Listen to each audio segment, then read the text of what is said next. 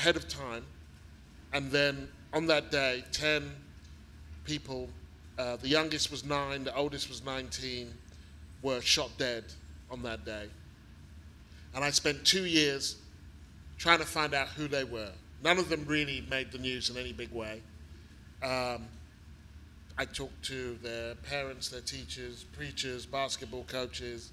I went through their Twitter feeds, their Facebook feeds, their Instagram accounts, to put a human face, a child's face, on that statistic. And that's really the book. Every kid, there are 10 kids, there are 10 chapters, every kid gets a chapter. Thank you. So the first one, his name is Jaden. And the way in which he was killed was his half-brother's father came to his house. One morning, Jaden's getting ready to go to school, putting on his shoes, and they hear a pop. And he goes down.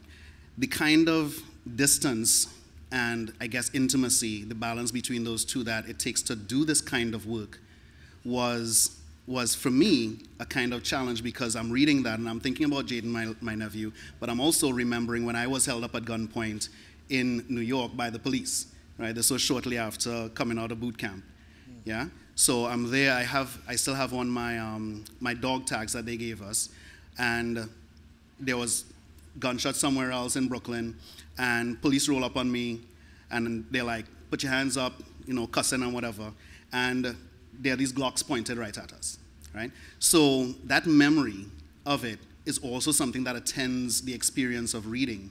And I'm wondering how you sort of navigated that as a writer and as a journalist, but making it more intimate over time to do this kind of...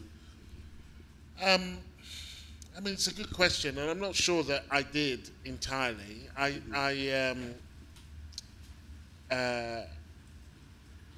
It's hard. It's hard. These are hard stories, and Jaden, in many ways, is the hardest of all. He's the youngest. He's 9. The door rings. He opens the door. His mother's ex-lover just shoots him in the head and drives off. There's no worldly reason why Jaden should have died that morning, and I guess I would say that in doing this book, I was driven. And I was driven by, I'd been in America for 10 years by that stage. During that time, I'd had kids myself. And some of these things had passed from being anthropology, oh, that's interesting,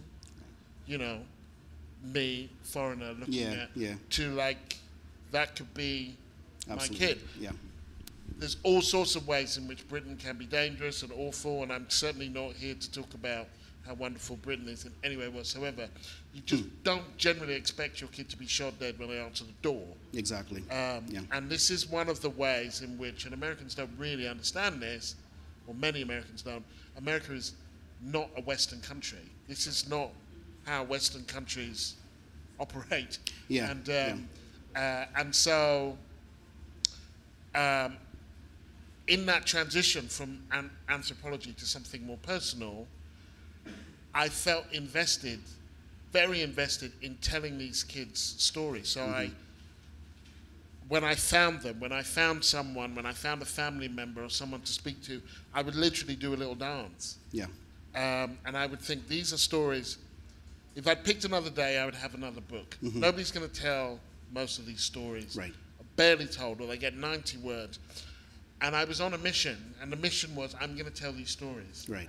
And if I don't do it, nobody else will. Yeah. And I think that's what got me through it, because there are some moments, I'm thinking, for example, Samuel Brightman, who's 16, sweet kid, walking down the road with his friend Denzel.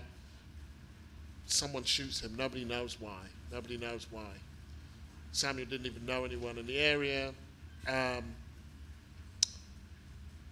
And I'm talking to his mum, and his mum is talking about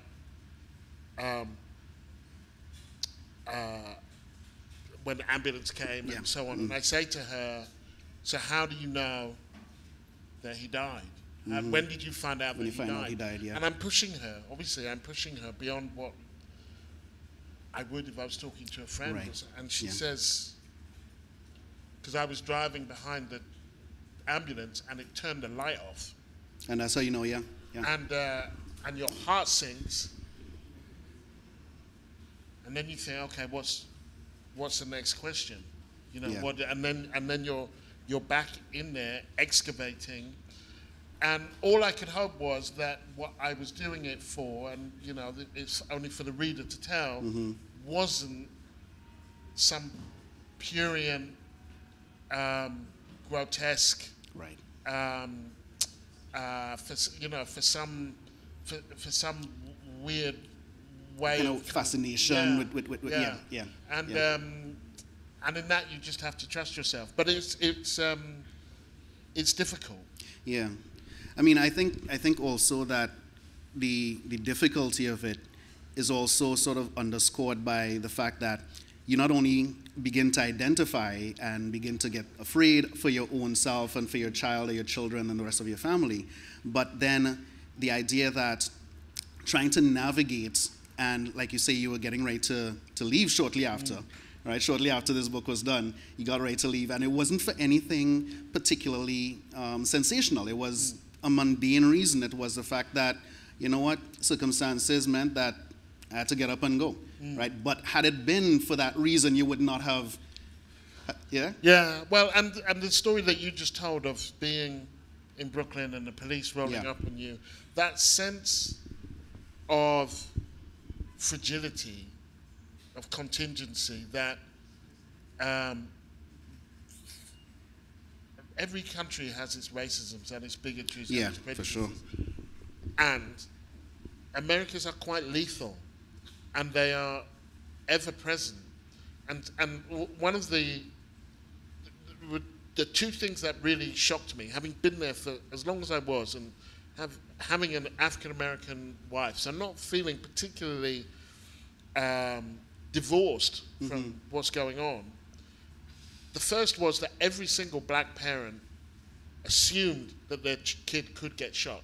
Yeah. That they had been walking around with this. And it reminded me when I interviewed Maya Angelou in 2002, and I was asking her about 9/11 attacks, and she said, look, of course they were shocking, nobody expected that, and African Americans have been living in a state of terror for a few centuries now. Yeah. And so the notion that somebody might randomly, wantonly come for you, that was not a shock. Yeah. And I thought that was interesting, and it went in the piece when I wrote it and so on, but I didn't really understand it until I did this book. The notion that you're in a Western country at peace, and that every single black parent has two desires for their sons in particular, that they live and that they live outside of prison. Yeah. That's for working class black parents, that's what they want. And they are explaining to you why their child should not die. Yeah. They would say, he was not in a gang, he was not this, he was not, and you're thinking, that is crazy. Yeah. That is insane. And then the second thing was that every family, regardless of race, when you said to them, what is this about? Nobody mentions guns. Right. It just doesn't come up. And it doesn't come up, I figure, because it would be like talking about traffic if your kid was run over. If your kid was run over, you might talk about speed bumps or stoplights or speed limits or something. Speed limit and the signage and that kind of stuff. But you're not, and no one would say that was against the Constitution if you did. But you're not going to say, well, we need to get rid of traffic, because you can't imagine a world without traffic. Right. And Americans, I think, not that some don't try, but generally speaking, a world without the ubiquitous availability of guns is a difficult thing to imagine. To imagine so for them, yeah. Why invest your emotional energy in something that's not going to happen? Your child gets run over, you don't think we really must get rid of traffic, because in some way you're not honoring your child's death by doing that, because it's a pipe dream. Yeah, and I mean, it's an interesting paradox, because the ubiquity of guns on the one side and the unimaginability of not having them, right, is sort of like juxtaposed with lack of access to them for a lot of African American folks, right? I remember just how difficult it was on the one hand to have a conversation with other black folk coming out of boot camp and talking to them about, a relationship with a weapon, right? And the connection to not just violence and the propensity toward violence, but also the idea of imagining that as a significant part of your American identity, right? For a lot of African Americans and a lot of friends of mine who were from the Caribbean but grew up there and understood gun culture as something foreign, they never really embraced that, in the very same way, right? So it becomes this aberration to have a gun. And when you do have a gun, it becomes this kind of a totem of one's identity to now perform. Yeah, oh yeah. And central to one's sense of what it means to be American. Right. So one evening in Indiana, I was out with a group of local Republicans. These are the things I do, so you won't have to. And there was one guy sitting opposite me he was trolling me. For those who don't know, in social media, he was trying to get a rise out of me. You're trying to jumbie yeah. And he said, "So you live in London?" And I said, "Yeah." And he said, "What's it like to live in a city where your Muslims have elected that mayor, and you've got and you have all that gun control?" And I was like, God, there's so much going on here. And I said to him, the Muslims didn't elect a mayor. London elected a Muslim mayor. Right. So there aren't enough Muslims in London to elect a mayor. To elect a whole mayor. And, but they do get a vote. And that's a problem for you. Imagine that, right? Yeah, I know. And I said, and we don't really talk about gun control in London for the same reason we don't talk about polar bear control. We don't have polar bears. Yeah, we don't have polar bear problem. Yeah. So, and then the local leader of the Republican Party, to help me out, to help explain to the rest of the table, he's just looking at me like, what the fuck is wrong with you? Yeah. What's wrong with you? Yeah. And so to explain to the rest of the table, he said, they don't have freedom. They don't understand freedom. And to him, freedom and the gun were the same thing. Now, if you think that you're a white man in America, actually, without wanting to essentializing people, you can see how that can make sense. That you go through the genocide of the Native Americans and the slavery, segregation, the kind of massive inequalities of wealth and power, then to preserve your power, your racial power, your gendered power, a gun makes sense. I mean, it's difficult to imagine white men in America would have the same kind of position that they would if they didn't use guns. Correct. And so it is essential to his freedom in a way that he understands the way that he understands freedom. But the people that you're talking about, the other people from the Caribbean who weren't acculturated in that way, it's like, why would you do that? Why would you want that? What possible use could this be? How's this going to make my life better? Right. If I have one of these. Yeah. And I mean, I think for my own exposure, it wasn't even about how is it going to make my life better, but really about how am I going to be effective at not just defending myself or defending the idea of America, right, but defending anything against anyone who is not really just white. And we had to look at these videos called Faces of Death, which were in the military. Right? And we were looking at these videos aimed at desensitizing us, right, to the idea of people being blown to bits and stabbed and shot and that kind of stuff, run over and eaten by animals and that kind of thing, just to get us to not really flinch when we see these things happening. So to brutalize you. To brutalize us, right? So the idea of freedom is mixed in with the idea of violence and consuming violence and reproducing violence, right? Such that by the time you get out, now I didn't finish boot camp, right? Because I was writing poetry between, like, what the hell are you doing writing poetry behind the people racks, boy? You're lucky that you didn't get shot. Yeah, understand? I'm lucky I didn't get shot, right? Although another dude did get shot on the firing range, right, by accident. Okay. Right? He wasn't a poet. No, he wasn't a poet. I don't think it was. But you know, the idea that to become and to practice your freedom, to become American, is not just engage in a performance of sovereignty, right? But really to embrace, to internalize, and perfect one's sense of inhumanity. And that is rooted in fear, in a really essential fear that they when and a series of tropes and tics that kind of make you or are central to how Americans can understand themselves. Right.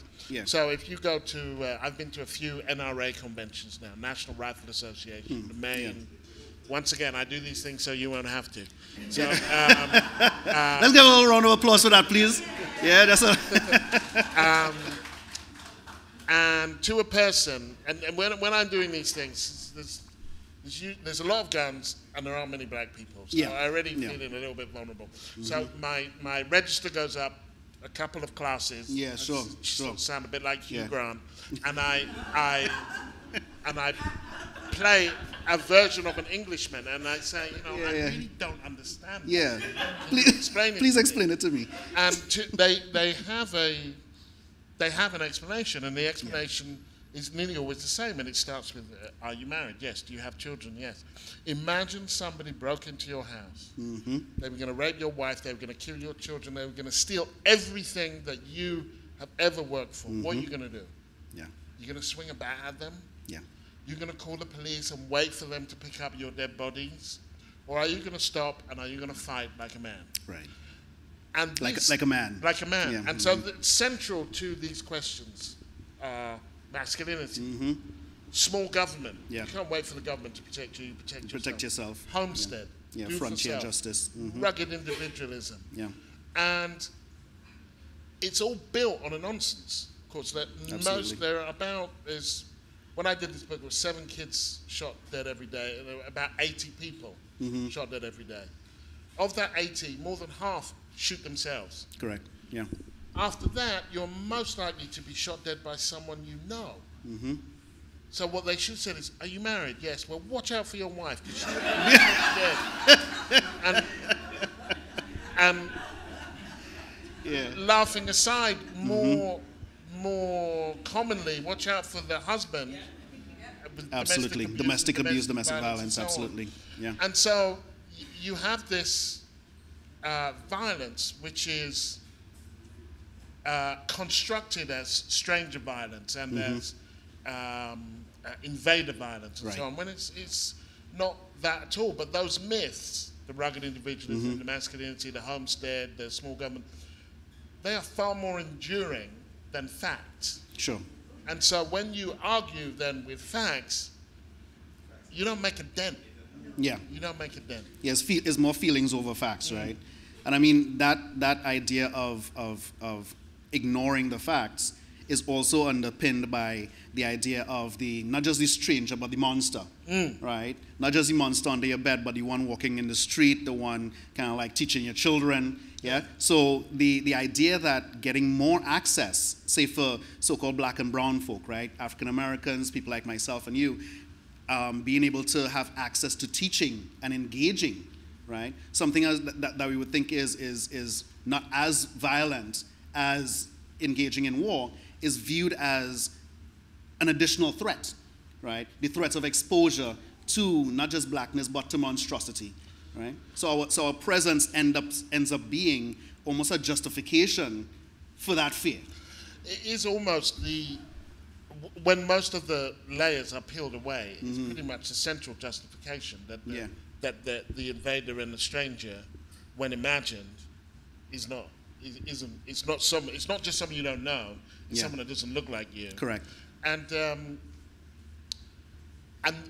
therein is the lie really, that if they were seriously concerned about tyranny, state tyranny, and that was the reason why it was so important to keep the gun, well, where would be the place where you would most witness state tyranny? It would be in low-income black neighborhoods. That's where people are being shot dead when they walk down the street. Yeah. If the NRA was serious about arming the populace to fight state tyranny, they would be marching with Black Lives Matter, and they would be arming working-class black people and brown people. And of course, they're not, because that's not the kind of tyranny that they are.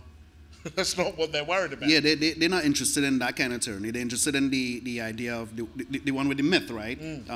Black on black violence, right? Aside from the fact that, as you note in the book, it's most likely to be killed. A person is most likely to be killed by a person who looks just like them, right? Because they happen to live in those communities. They happen to live in the neighborhoods. So white on white crime is about as absurd as black on black crime. The idea we should just call it is just crime. Yeah, but the racialization of crime feeds not the idea to defend the innocent, right, but rather to defend oneself against that monster. And to pathologize the dead. So, I mean, one thing that keeps coming up in the book, and Samuel Brightman that I spoke about before, whose mum was following the ambulance, he gets like 93 words in the Dallas Morning News. And then the first comment after the article is this woman who says, you know, I don't think we should blame the victims. And then she goes on to blame the victims. And she says, you know, but I know where my children are. And what's this boy doing at 11:30 at night? And she has created a world in which Samuel is feral and his mother is negligent. In which he doesn't love life and his mother doesn't love him. And she says, I always know where my kids are. And the fact that her kids are alive is a product of her genius. Now, there's only 93 words in this piece. So how she figures all that out, I don't know. But I find Samuel's mum, and I found out what he was doing that night. And that night, Samuel had his friend Denzel was over because his granny lived round the corner. It's a Saturday night, the night I chose. And the next morning, Denzel was going to take his granny to church. So Samuel invited Denzel over, 6 minutes away. Denzel had a thing for Samuel's sister, Whitney, so that all kind of worked out in a teenage way. They watched We're the Millers. They drank cocoa. They played Uno. The worst thing Samuel did that night was cheat at Uno. And when the night was over, Samuel said, I'll walk you home. 6 minutes, round the corner. 6 minutes. In those 6 minutes, Samuel was shot. We don't know why, but Marge knows why. Because the way in which you can understand that you live in a civilized Western country when 7 kids a day are being shot dead is if those kids aren't like your kids, and if those parents aren't like your parents, and if they come from a defective culture that is, in effect, what is killing them. And so when I was on the radio in America promoting the book, the gun people, they would call in, they would say things like, if you just took out 3 cities, then this whole gun problem goes away. It goes away, And I'm like, well, what cities do you want? What are you going to take? New Orleans, Chicago? Where are you going to get your blues from? Where's Soul Bellow come from? Where does jazz come? You can't just you can't excise it. Or they'll say, well, if you look at Brazil, I'll be like, since when did America compare itself to Brazil? You know, and then I would appeal to their vanity, and I would say, I don't think American parents are worse parents than parents anywhere else in the world. Do you? And what they want to say is, well, I think black parents can't quite get there. I said, I don't think American kids are worse than kids anywhere else in the world. Do you? Once again, I know what they want to say, but they can't quite say it. And I said, okay, so I think there's something else going on here. But I'm actually interested, you talk about being in the military and the brutalization and all of that. Is there any connection in those, either in those moments or beyond those moments, between America's foreign policy and the might is right that governs the way that America rules the world? And you didn't finish boot camp, but the job that you were being trained to do was is familiar on the streets of in the streets of the country. And I'm wondering if there was any connection made between those two. Yeah. What it did, among other things, was to make me not feel as uncomfortable with a gun pointed at me so I don't panic, you see. And I'll foreground my response with saying that there's something so deeply troubling about about being able to identify with an experience from the point or the standpoint of brutality and trauma and hurt and violence, you know. And that is one of the more unfortunate, not even a trope, but one of the more unfortunate mechanisms for how we understand or have been taught to understand black life. You know, the idea that black life and the banality of black life is wrapped up with the brutality of black death. You know, so much so that living is really just a kind of like a preparation for one's demise. That is something that one learns as a discourse of warfare. You know, because, and not just as an officer, you're dealing as a grunt, right? So you are either a sharpened tool as a bayonet or a blunted instrument, right? A bullet, or just a hollowed out instrument, a hollow tip bullet. And you realize that you're not just this metaphor for an idea of freedom, for an idea of defending anything, but you are now physically, materially part of that. What that did for me was made me a more callous person walking through the world. You know, it made me a more resistant person, a more violent person. You know, and my efforts since then have not really been to rehabilitate myself, yeah, because America is going to rehabilitate you whether you like it or not, right? Because you'll realize that, you know, you don't need a lot of help knowing where you don't belong. You don't need a lot of help understanding that you are viewed as a black beast, as superhuman, as subhuman simultaneously, right? You don't need a lot of help with that. So for me, it wasn't a question of rehabilitating, but more so figuring out ways to articulate that brutality, right? Understanding that being Caribbean, for example, doesn't make me less than. You know, so when I use things like Caribbean rhetoric, or I refer to Caribbean literature, I started viewing Caribbean as an overqualification, you know, not just for carnival and bacchanal and photography and performance, not just that, but one's way of walking through the world, right? Now, that is something that unfortunately has been put into contention with African Americans, right? And it's a false binary because you see African Americans and Caribbeans having this kind of tension that still exists today, right? So much so that we're talking about kind of like trying to resolve that tension by understanding the debts that was paid by both, you know, ignoring the Harlem Renaissance and that kind of tradition, right? So it just sort of like made it, for me, a bit of a challenge to articulate that, yeah? And I think that's the work for me to do. I don't know if responding violently is going to turn out too well for me, right? But particularly if I'm doing it in resistance or in protest. You know, I remember when they had Black Lives Matter, they were walking through New York, and I went to photograph it, and I understood how easy it would be to turn a gun on me, even if I had just the camera, because recording means that I am part of this resistant move, right? Recording it, you're not doing that, you're doing this, right? And doing that meant that I was engaging with archiving in a way that was resistant, that I was not just kind of seeing their faces, but engaging with their complicity and calling it into account. So all of that made me more vulnerable, right? Which is part of the reason why I refuse to be fully rehabilitated, right? Because that vulnerability is debilitating, you know? Yeah, I don't know if that answered your question. Yeah. You know, time. Yeah, thank you. I come in just now. Give me 2 more now, right? We'll go right now, right? So, as you're thinking of, as I'm thinking about this book, the idea that Trinidad and the Caribbean comes to mind doesn't really have a gun culture in the same way, right?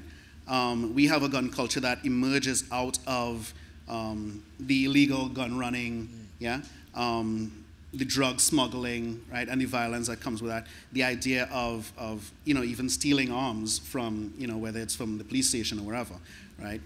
The idea that we don't necessarily have that kind of gun culture makes it really difficult to draw a comparison. I mean, the absurdity of comparisons for this kind of complexity is one challenge.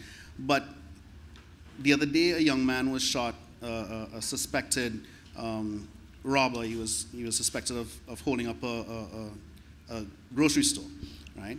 His name was Lawrence. My goodness, his last name escapes me. But he gets killed. And the responses from people just on Facebook, for example, were almost identical to what you were talking about. Where are the parents? We need accountability. We need this and we need that. And because it just echoed so closely a discourse from a gun culture, it made me think about, okay, where are you importing your responses? Are you paying attention to how these children are becoming not just feral, right? But how are they getting lost, right? What is going wrong? We do have parents here who are going through similar issues, right? Having to work 1 or 2 jobs, right? Or not having any work at all, right? The kind of problems that we are navigating here are somewhat different, but not so different. Yeah. Yeah. And then the responses then, right? There's an interesting thing, particularly when writing a book where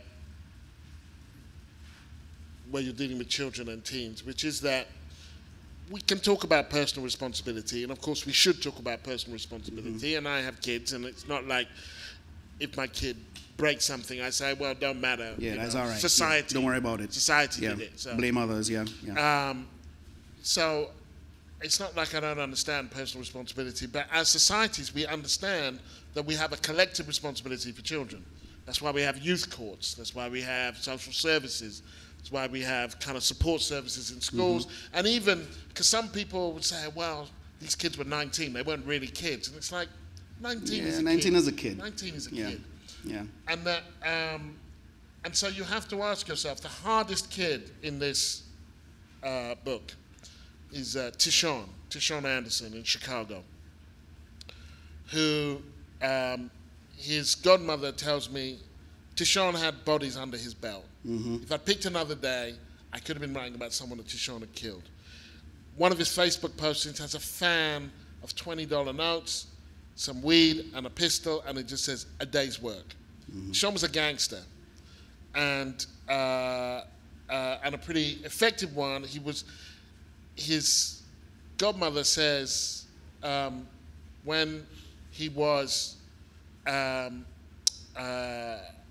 when she got the call, loved him as she did, there was some relief because she'd been waiting for that call for 3 years. She knew it was going to happen. She said, now I'm not going to have to wait for that call anymore. Yeah. So that's the kind of level of just dereliction there. Now, Tishon is responsible for everything he does, and yet we have to ask ourselves, I think, as a society, or the Americans have to, how did Tishon get that way? Because Tishon's only 18. He wasn't born a killer. He wasn't born a drug dealer. He wasn't born any of that. And similarly with this young man. And the desire is generally to find a reason why these kids should die. Well, he's a gangster. He's a robber. He looked for it. His parents. This is why this kid. Rather than thinking, why are kids dying? And what can we do to stop kids dying? Is to explain it away in a way that means that you can carry on your life without thinking that there is something profoundly wrong with a society where children can die like that. Yeah. All right, thank you so much. I'm going to open it up a little bit for questions.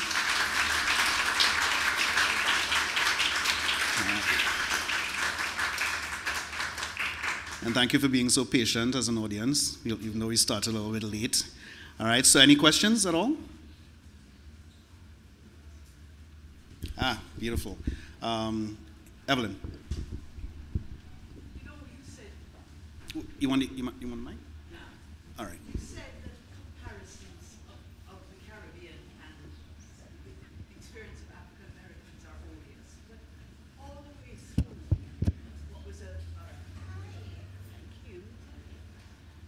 Yeah, you had said that you found such comparisons between the Caribbean situation and what African Americans are facing in your book, Odious. And I was thinking, but in fact, I would love to make that comparison. I would love to know how many of the people that are shot and killed in Jamaica and in Trinidad in particular, but in all of our Caribbean islands, how many of them are children or young men? You know, I think that we have our own problems here for sure. I think you were alluding to some of them. Certainly. And I wonder if anybody knows if these facts, if these data exists. I would really like to know. Yeah, there's some data, but it's not comprehensive, you know. And in terms of the age of the victims, these are things that would need not just to be done, but resources to help get them done, right? And a lot of resources aren't necessarily devoted to the study of, you know, how many beyond just in terms of a flat number, yeah, to my knowledge. But, I mean, it would seem to me that once we get a really strong review of that book out there, that people start asking those questions and we start putting resources there. I mean, I think these questions are interesting and important in their own terms. So one doesn't need to compare it to America in order to insist upon it. Right. And just very quickly, we did a series at The Guardian. I came back in 2015. We did a series on knife crime. And it took us 9 months to get the very statistics you're talking about. And it revolutionized, I think, the potential understanding of who's at risk. So the only time knife crime was ever used in the national press in Britain was when black boys were killed in London. Turns out most kids who were killed by knives in Britain aren't black. Actually 63% of them are white, and half of the kids are not in London. And so this term had become a construct for a handful of people. Now, I didn't know that going in and trying to find out what the data was, but it did make me think, what the hell have we been talking about for the past? We've been talking about knife crime for the past 15, 20 years with no facts. And in the absence of facts, that's when these scripts intrude about parents or computer games or whatever. The music. Yeah, the music, the culture, whatever. And so the data is actually crucial. Yeah. Oh, thank you very much for that conversation. And I think, Gary, you must have had to ask the question why and how many times and maybe think about solutions to this. Have you come up with any solutions? I mean, the book is a show, not tell book. So it's not a book that explores the question of gun control. I say at the beginning, it's not a book about gun control, it's a book about what happens when you don't have gun control. And that was deliberate, and that's quite difficult for me because my job is I'm a columnist, so I'm telling people all the time what I think, and so there was some restraint. I'd say there were two things, really. The first is that I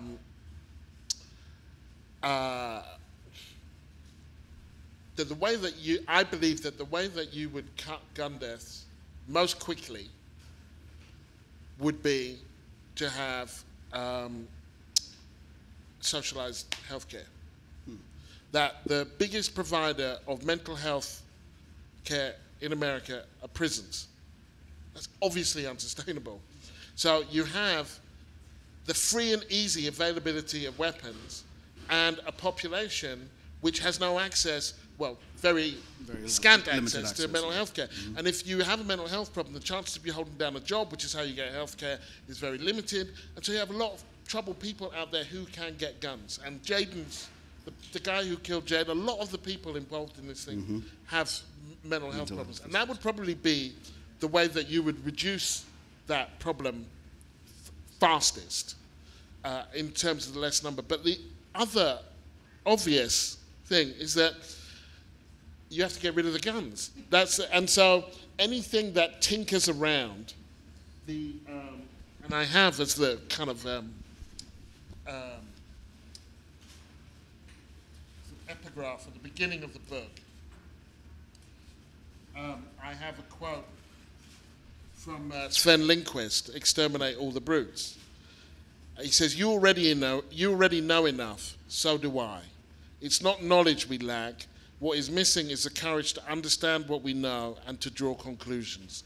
And that ultimately, if you have the free and easy availability of lethal weapons, people are going to get killed. Going to get killed. And that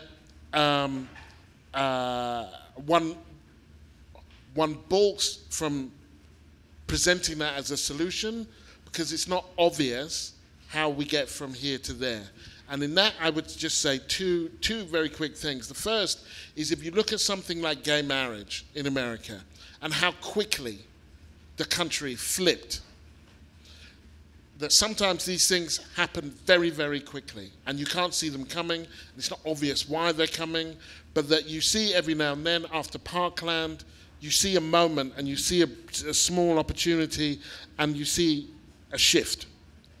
And so there is that. And the second thing, and I say this only half in jest, if America can elect Obama twice and then elect Trump, it can do anything. It can do anything. It can do anything it puts its mind to. So the notion that, well, we can't do this, you just elected a black man, then you elected an orange man. You can do anything you want to do. So it's possible. Every other Western country has found a way. Yeah. Look at New Zealand. That's a settler country with its own history of racism and bigotry. Mm-hmm. There's one mass shooting, and they flip the switch. Yeah. It's possible. Gary, could you, this is about the book itself, were you ever able to find out what the parents or carers of the children who were killed thought about the book? Did it have a real meaning for them? Yeah, so I sent it to all of them. And there's Jaden's mum I'm still in contact with. Nobody didn't like it. Nobody had a problem with it. I would know that by now if they did. The two responses that have been most memorable, one is from Jaden's mum, who is just pleased that his name is out there. And that, you know, when I tell her it's been translated into Italian or Dutch, and she's like, wow. So like, my son's name continues. He was 9. This is now 6 years have nearly passed, but he's not forgotten. He lives on. And that, I think, matters. The other was from a boy whose mum did not speak English. His mum was undocumented, and he Edwin. Yeah, his mum's undocumented, and I'm Facebook friends with his sister. And when I send him the book, because one of the challenges when meeting a lot of these people was kind of, really, you're going to write a book? Because the local paper didn't even come, was actually my credibility. That this is, seriously, this is something that I'm going to do. And it was like, people don't write books about us. People don't even write articles about us when we die. So she put up as her Facebook page the chapter with Edwin's name on it. And she said, look, Edwin's in a book. And then someone writes underneath, oh, he should write about Paco. And then you realize somebody else has died. And most of these kids knew other people who had died. That death was, a constant would be too much, but when I was growing up until I was 17, I know 2 people who died. One got run over, one had cystic fibrosis. These are 15 or 16, they've seen people die. They know at least 2 or 3 people have died. People are saying on their Facebook page, I can't go to another funeral, and you look them up, they're 17. And so you realize, yeah, and on another day, every day is the same. It's not the same kid, but it's the same sense of tragedy, that it's not going to take long before that wheel of misfortune comes around again. So you've talked a lot about race and how race gets involved in this, but have you considered sort of gender and how gender would affect this? I have. The trouble was, on this day, all of the 10 kids who died were boys. It's a random day. If I picked a different day, it would have been different. I know that of the 7 kids who are shot dead, 2, on average, are female. The one thing I didn't do in this is do suicides. Now, 2 of the 7 are suicides, and suicides would skew more female than, not the male, but than the other deaths. And so that might be why there were no women in this. If I had been able to and had chosen to do suicides, it would have been different. And I would say, so that was the way that the day fell. That was the way the bodies fell on that day. And it is a very gendered conversation, that particularly in terms of African Americans, and on that day there were 7 black kids, 2 Latinos and 1 white kid. They are primarily worried about their boys being shot in something structured. Jaden could have been a girl and answered the door and been shot. But the likelihood of Edwin, well, Edwin was actually shot accidentally by his friend. There was another kid who was shot accidentally by his friend at a sleepover. Any of those could have been girls.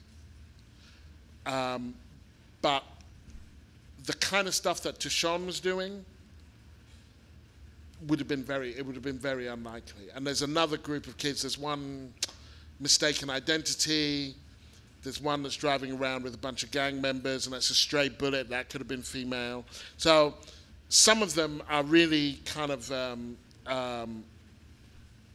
it's really not surprising that they were men. The others might have been female, but just weren't. Hi. Hi, Gary. First of all, I'd like to commend you for writing this book. It's very important that research was done and that people are made aware of what actually exists. Gun culture is American culture. American culture is gun culture, in my view. I taught for 3 years at an inner city school in Washington, D.C., where every summer we would lose a child. Every summer someone would be murdered. I would have students who would have to hide in the bathtub at night sometimes because of gun violence, gang violence, living in Southeast DC. I would have police come on the school compounds looking for a kid who had been in class with me all day. He had a gun in his bag. This is the early 90s. And as a mother of 2 black sons, I also lived for 12 years in the South, having to tell your sons about being careful, about the laws that exist, about having them being spread-eagled on the floor by the cops, or because 2 black kids were around the place and they thought your kid might have been one of them. So I have lived that. But I've also noticed that the population seems to me, in my experience, anecdotally, love guns.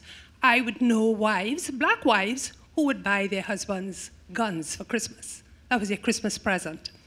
I would know, before I sent my sons to a home, I would have to inquire whether guns existed in the home, because that was normal. One parent tried to give my son a gun, not a what would you call it, a cap gun, one of those guns, because he just didn't have one, and how could he not have a gun? I know you sound very hopeful about this changing, but what will it take for this to end? What will it take? In Florida, you have the don't ask, the law where you don't even have to be armed for them to be able to shoot a black kid. I mean, I've had to warn my 2 young sons about being ultimately very careful about those things because they can be shot. They can be viewed as being menacing and be shot, and unarmed and shot and killed. It's very, very, you know. So I'm not particularly hopeful, actually. I just, I was just really describing how and why I thought it would happen when it did. But I think it's important. I mean, you say American culture is gun culture and gun culture is American culture. Lots of countries have gun cultures. And just as their musical culture is different or their literary culture is different, the gun culture is different. And what is, and here I'll end, what is particularly paradoxical, one might say even hypocritical about America, is a country that presents itself and poses as leader of the free world, as an example to the rest of the world, that could be so careless and so reckless in losing so many for so little. That the notion that it presents itself as the highest civilization, the highest form of civilization, and yet, as a Western country at peace, can now be losing 9 children a day, suggests that it does not deserve that title. And when people think America is our future, well, then they should think again, because that is not a future that any of us want or deserve. And actually, a large number of Americans don't want, and nobody deserves, actually. All right. I want to thank Gary so much. And I want to thank you guys for sticking with us. I'm so sorry that I didn't get a chance to get questions from everybody, but I'm sure you have like 2 seconds before the next panel. You could just grab Gary and ask him, but ask him loudly so other people could hear. All right. Thank you so much, guys. Take care.